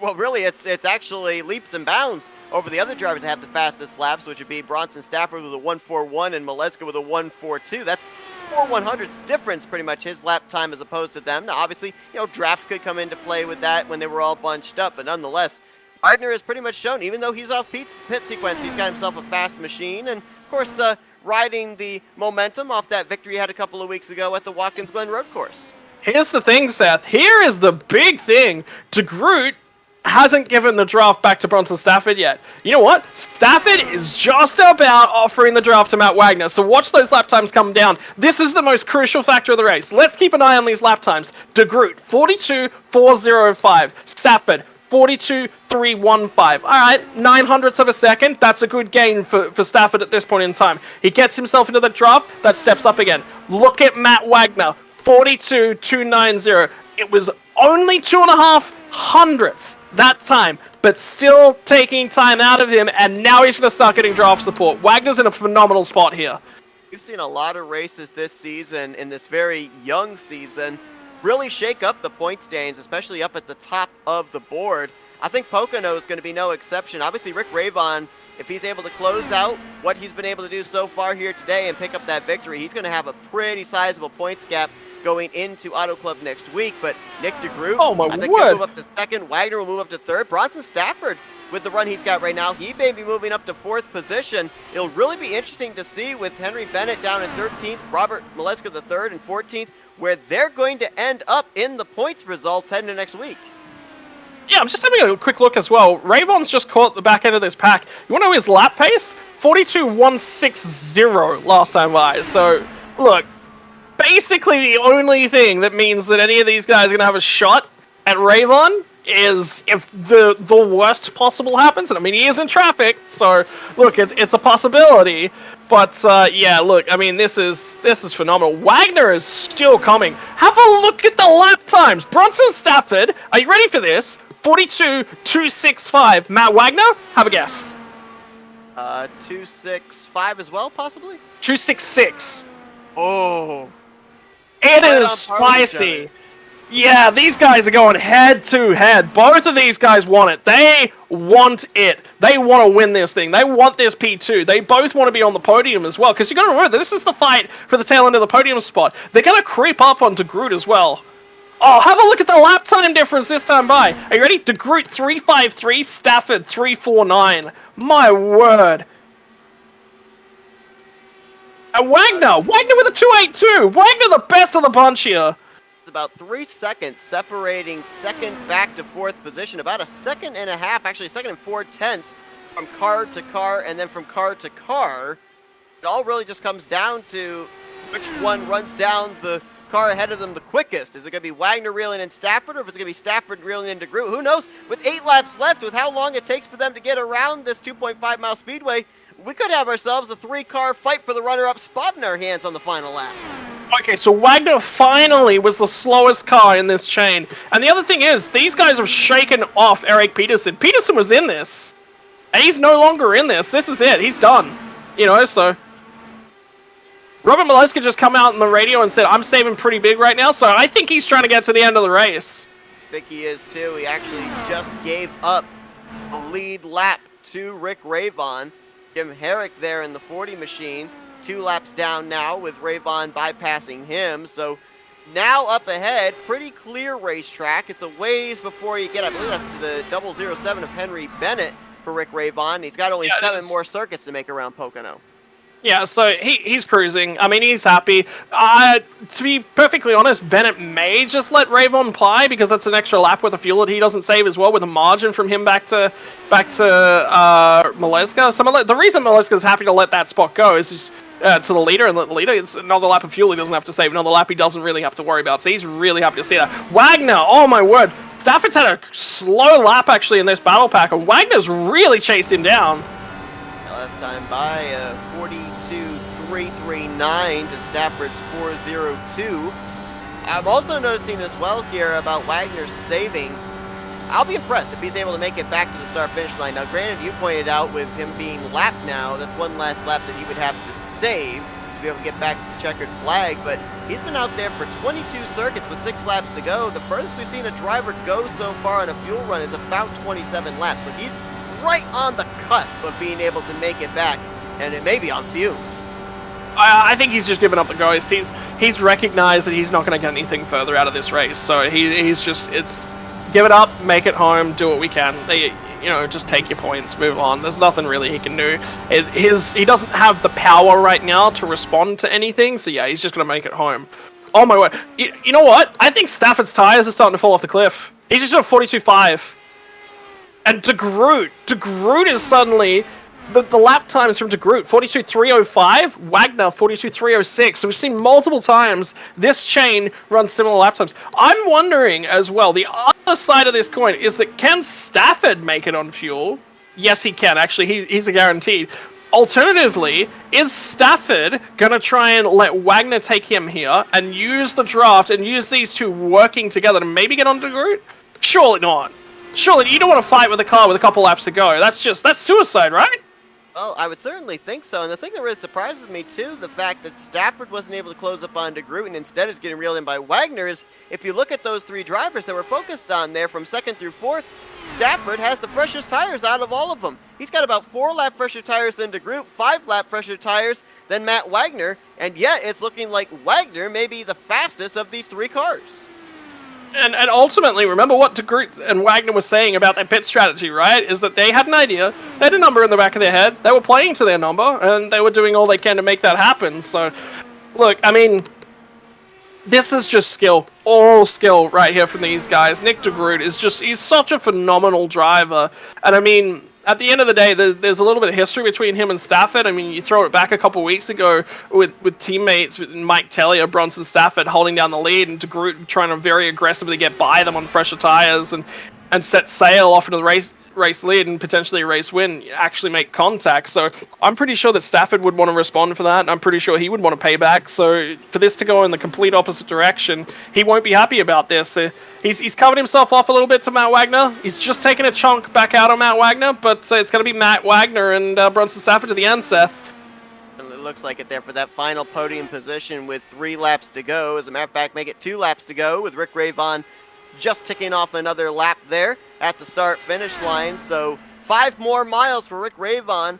As we mentioned, the most consistent driver on the season, only 1 finish outside of the top 5 so far this year, and that was a 6th place run.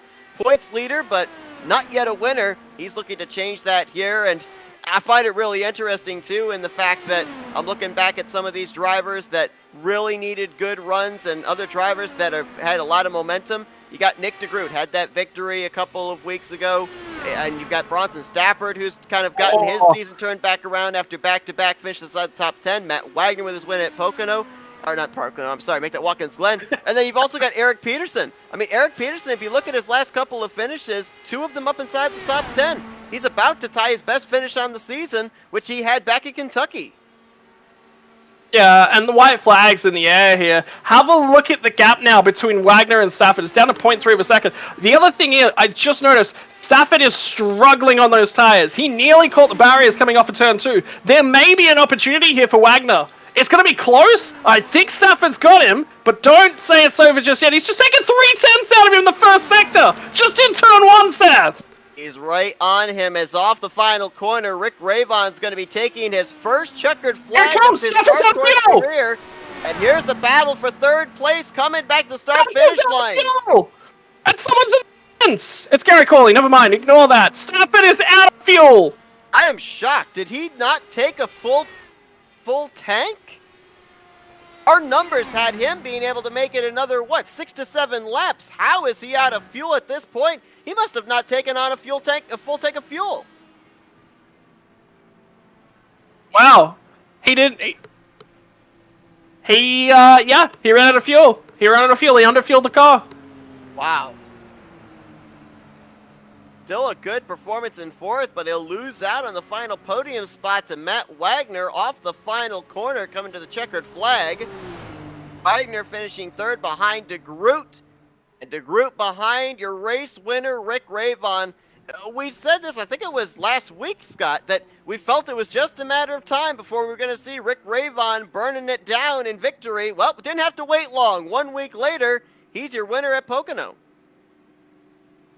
It's just, man, wow. And I mean, that's just it. And again, think about Wagner as well, and where Wagner's positioned himself in this championship. This is a guy now that's starting to go from strength to strength. So Matt Wagner has had speed over the last few rounds. So, like you said, momentum, confidence, it all feeds back. Momentum comes from confidence. You know what you want to do with the car, and you're just able to go out there, and you're able to do that. That builds the momentum. Rick Ravon has had that week after week after week. You said it. P6 is his worst finish this season. Every other finish is top 5. He has done everything that he needs to do to get his car in a victory lane and just hasn't been there so far this season. I am so glad that this man gets to burn it down. He's such a lovely personality, and this is a guy that totally deserves it as well. Matt Wagner offering some congratulations there. I mean, you talk about Wagner momentum. Next week we go to Auto Club, where he's the defending winner. Auto Club was the season opener back in Season 3. It's going to be the 9th race here of Season 4, so we'll see if we can keep that momentum going, and we'll be talking with him as well as Nick DeGroot and our winner, Rick Ravon, in just a moment. We'll take a look here at the finishing results from this race. Only one caution here today, but this race was not without incident after that first yellow flag. As you'll see here outside of the top 10, Henry Bennett with his issue, as well as Robert Maleska III, neither one getting the benefit of a caution coming out, finishing in the 13th and 14th positions. So for the two multi-time winners here, Scott, I mean, what's the mentality got to be now going into Auto Club next week?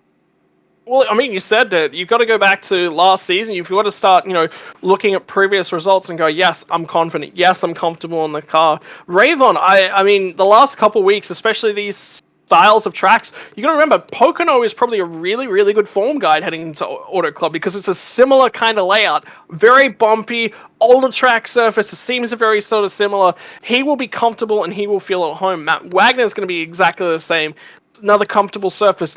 I think we are going to see another phenomenal battle between Ravon and DeGroot. These guys have been basically locked together, fighting it out all season long. For me, what do I need to see next week? What I need to see from Matt Wagner, I'm going to focus in on him, laser focus on Wagner. Hasn't had a consistent season.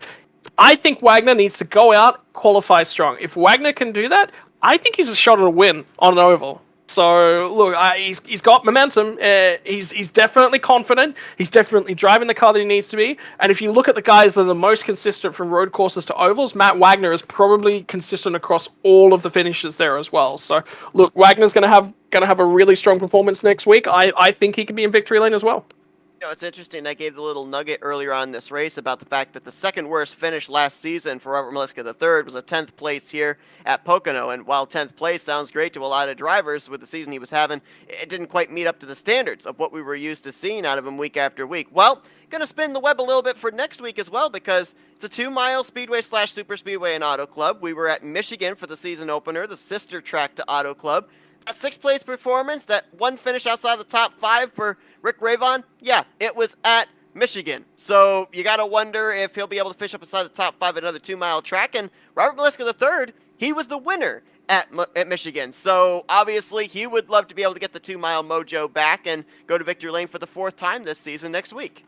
But you got to remember that opening race at Michigan, I think, is probably night and day to everything that we've seen across the rest of the season. The fuel numbers were just so wacky and so out there. And Maleska was the only one that made it in terms of that top battle in fuel numbers. It was so different from that sort of a perspective. So when Ravon crosses the line in P6 there, I put an air quotes around that. If that's his worst finish, if that's a P6, that's a P3 everywhere else, So look, ultimately, I think Ravon, I would love to see him go out and win again because the guy is just a phenomenal form. And ultimately, I think Maleska's confidence will be suffering right now. He'll be really hurting. What he needs to do is reset. He needs to walk away from tonight, go out, do something different for a couple days. Make sure he does not look at iRacing whatsoever. Come back a couple days' time, reset, hunker down, become the most focused and driven driver that you've ever been because it takes luck to be a champion sometimes. He hasn't got it tonight. He's had a couple of unlucky weeks back to back to back. He needs to turn his season around and quit focusing on luck and start focusing back in on those things that he can do better.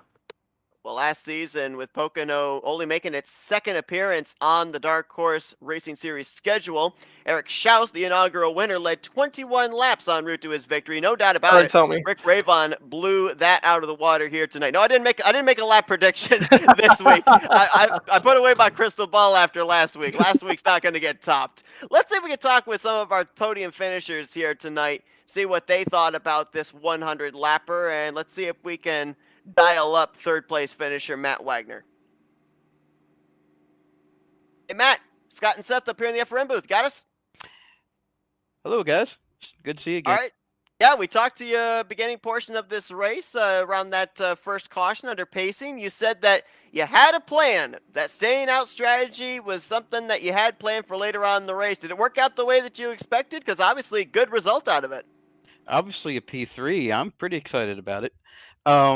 A lot of guys were taking a gamble trying to make it the whole way. I know my teammate Gaia was trying, and he would have been 2 laps short. And I thought he'd stick with the plan, and it all worked out. As far as pace goes, I just didn't have it. Toward the end of the race, I did have it. I finally found the my mojo up in turn 3. And I started clicking off some laps. Started gaining on Nick. I'm like, oh gosh darn it! I wish we would have do it over again. I would in a heartbeat.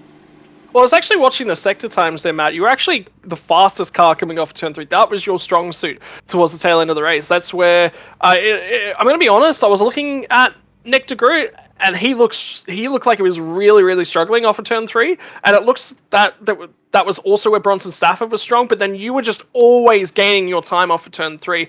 That's the best part about Pocono, though, is that everyone is weak somewhere at Pocono, and it creates phenomenal racing and overtaking fuel strategies. The whole works. Yeah, like you said, I was looking to my relative. I was gaining. I was like, wow, Nick is pretty slowing up. And me and Nick were chatting in a little room there before we got interviewed here, and said he wished he would start over again too. He found pace early on, then he lost it toward the end of the race, like you said. Although I had fun, I'm ready to do it again.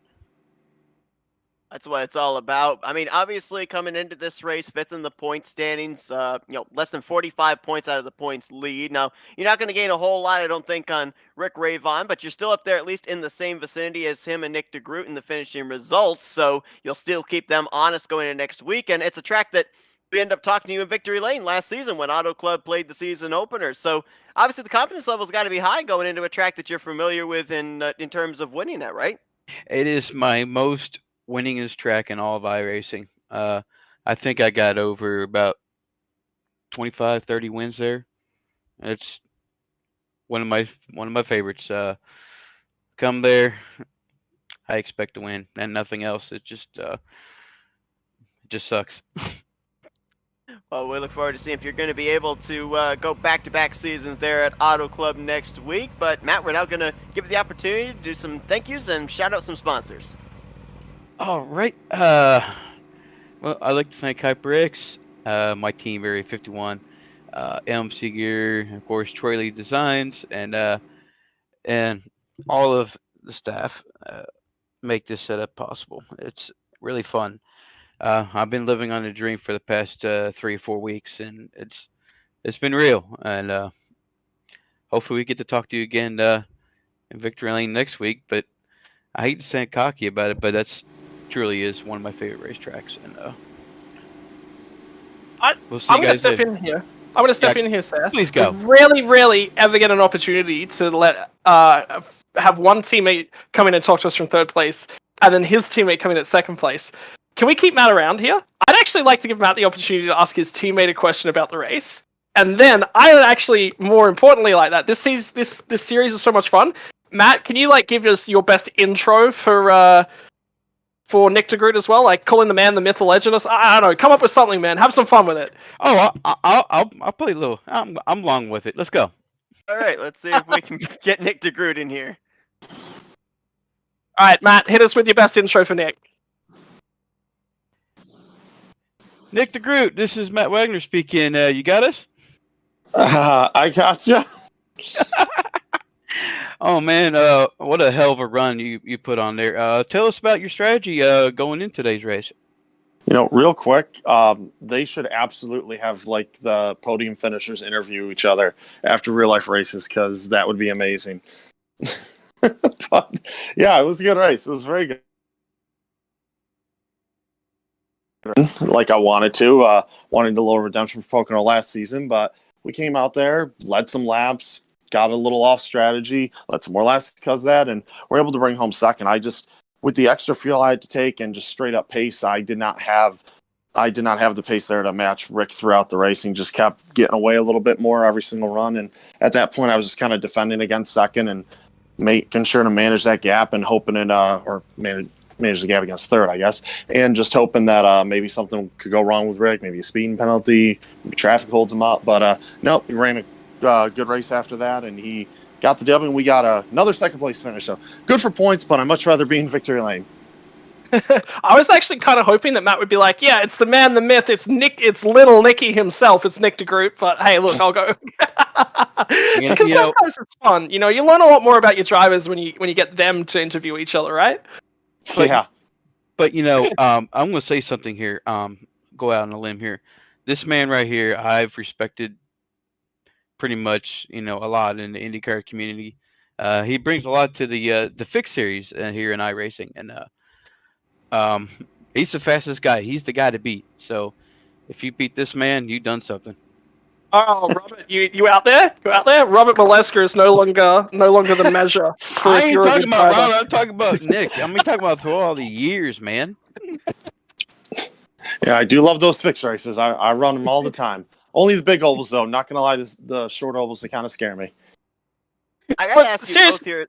I'm Go gonna ahead. ask like a dual question here too, because we got the both of them in here, and both of them played the same strategy back under the only caution. I mean, we ended up seeing not too long after that restart, guys that are up there in the top 5 with you in points, like Henry Bennett and Robert Maliska III, run into issues and the caution not come out to save them. So, did that make you feel a little bit better about your strategy, just based on the fact that with being out in front, not really back in that mayhem, it actually put you guys in a better position to not get caught up in that incident, because that was around the 3rd place when that contact took place. Yeah, that was a really unfortunate incident there with Henry, Rob, and Rick, and you'd never like to see a teammate get in trouble, of course, and it, of course, helped us. But I think even without that incident, we were sitting in a pretty good spot because we had Matt out there. he probably noticed this. I was kind of using him to keep them at bay. They would go under him. I'd take their air, and then I'd give them a draft down the straight. And I was kind of using him to keep them all from getting to me and in turn getting him. So it kind of just worked out that way, having the 2 cars up there. But yeah, would have liked to raced it out with all 4 of them there. Rick, myself, Henry, and Rob. But it is what it is. Incidents happen. It's racing. Still, at the end of the day, like that was actually one of the more exciting races. I mean, talk to us about probably the last 10 laps. If Bronson Stafford doesn't run into fuel issues, doesn't underfill the car slightly, I mean, ultimately we're probably talking to him in P3. Would you say so, Matt and Nick? Were you watching? We'll start with Matt first, and then we'll move on to Nick. But Nick, were you watching the relative as well and keeping an eye on Bronson? Yeah. Oh, sorry. You go, Matt. Go with Matt. Yeah, go with Matt. Hey, you said me first. I'm sorry. I apologize. But I was sitting there watching. He was getting the last couple of laps, and he was running the low line, and it was killing his straightaway speed. And I said, if I do it here, I'll pretty much pass him here. And coming to turn 3, and then all of a sudden I look to my left. I'm like, oh. He maybe would have had me. Maybe. I have no idea. Only time will tell if he had more fuel. It would have been close. But there was about 10 laps there in the middle of that last run, Nick, whereby Bronson was actually catching you as well. Yeah, I wasn't too concerned with him, to be honest. I got a little close to that wall at the beginning of the run, and at that point was like, "Okay, calm down, Nick. Just you have a little more in the bank. Just kind of manage this gap." And he was closing in. And not gonna lie, when he got within 2 seconds, I started to push a little bit, and he wasn't really going anywhere, but it did stabilize. So I wasn't too concerned, but I was absolutely watching because he had some pretty good pace today, and definitely deserved to be up there battling with us. All right, well, Nick, obviously another good performance for you, coming off the heels of that win you had a couple of weeks ago at Kentucky, getting closer to trying to get that points lead as you're looking for your 2nd championship here in this league as well. We're going to now turn the mic over to you for some thank you sponsors and shout-outs. Yeah, as always, Factory Back Motorsports, CoveyMoore.com, Motorsport.com, Cowboy Ship, Blaze Pod, HyperX, and shout out to Covey too. Good to have him back in the car this week. Get a nice top 10 finish. I think he led a couple laps there during the cycle stop, so good to have him back, and looking forward to the next one. What are you thinking, Scott? Do we keep the chain going? Do we have Nick introduce the race winner here?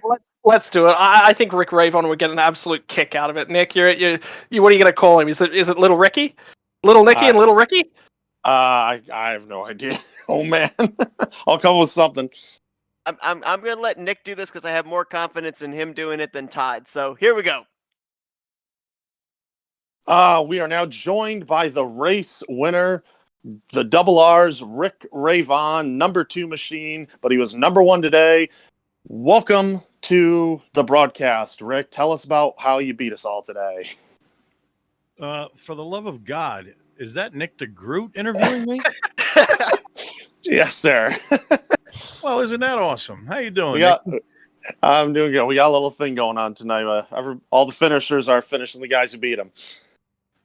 Well, okay, that sounds good to me. I'm sorry to get back to your question. So who's Rick gonna interview? I don't know. Who finished? Rick gets to interview Seth and I. Got the top 3. Who's left? But seriously, Rick, that was a phenomenal race from you tonight. I mean, you had everyone covered. What was the gap at the end? 6-7 seconds? What a race, man. Yeah, it definitely was. I mean, especially considering I totally blew qualifying, so we started dead last, which I don't think I've ever started dead last in my entire 26-year-long sim racing career. So that was definitely a first. But okay, honey, I gotta go to bed. All right, that's my wife. Okay. Hi, honey. I love you. I'm proud of you. Yeah, can we interview Rick's wife? Are we allowed to do that? We got a fan. Go ahead. I couldn't be more proud of this man who has been racing for 26 plus years, and he freaking took it tonight. And I knew he was going to when I told him over the last week. I said, "This is going to be your race tonight." All right. baby." No, you say that before every race, though, honey. No, Come on. I told you. But you know what? This is your new league. guys said bide your time. Okay, honey, wrap it up. Love you. No. I want to keep it here because I was actually about to ask her, what's the mood been like in your household for the last couple of weeks? Because ultimately, Rick, and it's something we said a lot in the commentary tonight, was that you've been going from strength to strength to strength the last couple of weeks. Your consistency has been on point. The question is, what has the mood been? It has been happy, and it has been happy and positive, and me reinforcing that I said, you just bide your time. You're gonna get that win with this league because you are like phenomenal. You are awesome. You are like amazing, and you're a perfectionist. And you just he should be racing in like the real world. Oh, come on. I'm not that good. Yeah, Crying you out are. loud. Yeah, you are. Mrs. Rave on to join the league when we get around to Christmas this year. I think she's getting a sim rig set up. Oh boy. Everybody did awesome. Congratulations. Good night, everybody. Love you. Goodbye. Okay, Goodbye. goodbye, honey. Bye. All right, get out of here. Leave So- me alone. Go to bed. Seth, Go wait for me in bed. Seth, when have you ever interviewed a competitor's wife before? That's a first for me. That We- has we- to be we a joke first for around, me. by the I way. do believe. I think that is a first for me. I've heard fans in the background before, but I've never actually gotten the opportunity to interview them. We joke around, by the way. We always kid around, so that wasn't like vicious.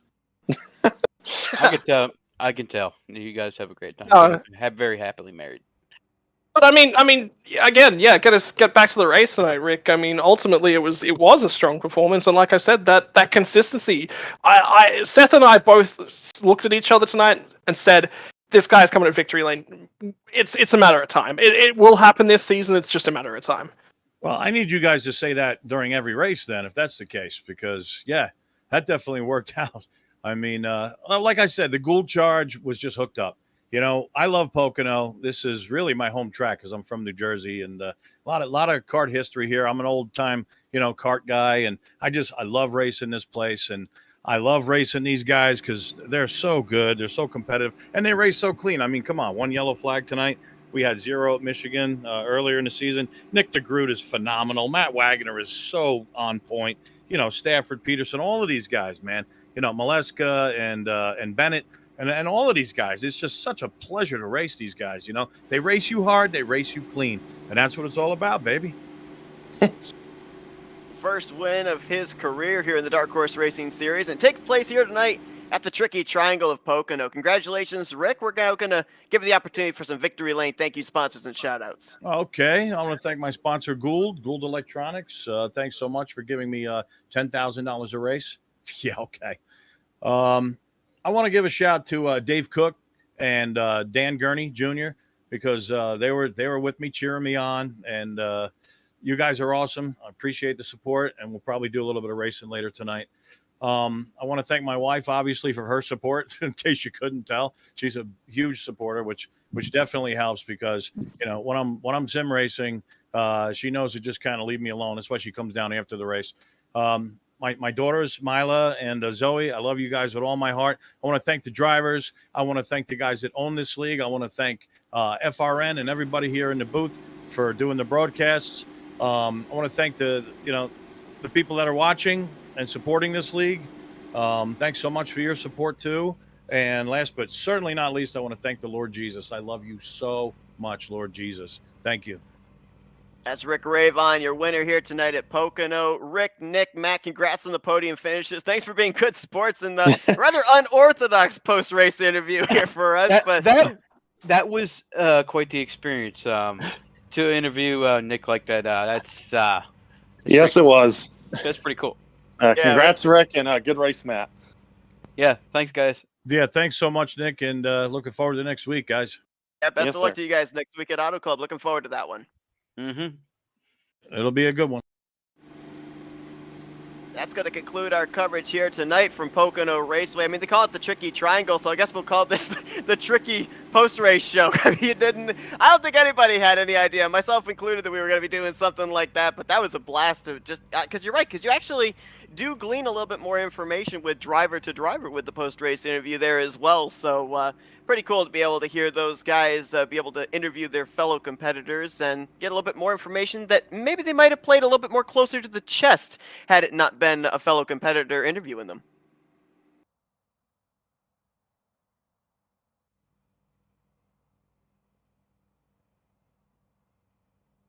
So that's going to conclude tonight's race here Never from mind. Pocono. I'm here now. You are here. I I was was gonna say wondering. my Radio microphone's silence. muted. I had it down. Ah. I'm like talking to you. I'm like answering your questions. I'm sitting over here like, oh, okay, he's ignoring. Never mind. Okay, yeah, but no, seriously. I I mean, thought you went on strike. I thought you thought I'm those done. guys were going to take over the show now. I'm done. I quit. This show is now run by the drivers. No, seriously though. I mean, thing that I always say is that we can give you a really good wide angle view and a really good overall and general view of the race, but the drivers are always going to give you a lot better focused. And they're going to see things that are going on. They know their fuel numbers. They know their tire strategies, those sorts of things. So ultimately, whenever you're in a situation like this, I always want to talk to the drivers to driver stuff because you're going to get a lot more detail than we can ever provide because it's just not available to us, at the end of the day. So look, and ultimately the mood that come out of that race and come out of that interview session as well is exactly what I love about Dark Horse Racing. It's close, it's tight racing, but you can hear it. All three of those guys are loving it. They're loving racing each other and they're loving everything that's going on. And ultimately Dark Horse is a big success because of it. Absolutely. Now, we touched a little bit already on Auto Club next week, and you brought up the point about even though they're sister tracks, you expect that we're going to be seeing two entirely different races from what we saw earlier on in the season opener as to what we're going to see next week. But is the one constant going to be those names up there at the front? I mean, Matt Wagner, he said that's his house. He's got a lot of wins there at Auto Club. He goes in there with the mentality that he is going to win that race. Do we see him? Do we see Nick DeGroot, Maleska, Bennett? Do those guys, do they keep themselves up there at the front? Or do we kind of see maybe a super speedway type mentality where we see some of these guys that might be running mid-pack at the 1.5 miles in the road courses, they make their way up to the front and maybe see another different race winner this season? Look, it's definitely an option. I mean, especially with the IndyCar package, Auto Club is definitely a higher speed course, and Michigan. Look, I do say that we're going to see two different styles of races, and certainly with the names that we're going to see. But I think it's going to be overall a similar kind of race, and I'll explain what I mean by that. Ultimately, at the start of Michigan, you had a lot of these guys that are new to each other, racing around each other for the first time, as you do generally with the start of any new season with any league, ever, right? You've got guys that are learning to race each other, and I think we saw that a lot at Michigan. Whereas in the early stages at Michigan, I think we saw a couple of cautions quite early on. That's just natural. Guys just getting used to each other, racing around each other. We're now, a fair chunk into the season. We've had some phenomenal racing. We've had long green flag runs back to back to back to back now. So the race style that we're gonna see at Auto Club is gonna be very different from that standpoint. You have to go into it with a different mindset. You know that there's gonna be extended green flag runs, and you have to prepare for that. Very interesting that last season, 7 races into the schedule, we had 6 different drivers that had gone to victory lane, and here we're going to have, 5 different drivers that went to victory lane, and here, heading into next week, we're going to be having a total of 6 different drivers that have gone to victory lane. I mean, Matt and I mentioned this earlier on the broadcast. I mean, the drivers have even mentioned it week after week. The competition, it has stepped up from front to back of this pack, and we are definitely seeing that here, and we're in a very young season. We're not even at the halfway portion of this season here. Is next week, we're going to be at the Auto Club Speedway in California, and that will be playing host to race number 9 on the season. Hope you guys will join us for that, as the green flag will be scheduled to fly next Wednesday evening at 8 p.m. Eastern Standard Time. Should be a good one there. It was a great one here tonight at Pocono. Scott, appreciate you joining me in the booth. Oh, mate, another phenomenal race. I'll be back again next week, hands down. Hopefully this time. I remember what time the race starts. Oh, it's so bad for me, Seth.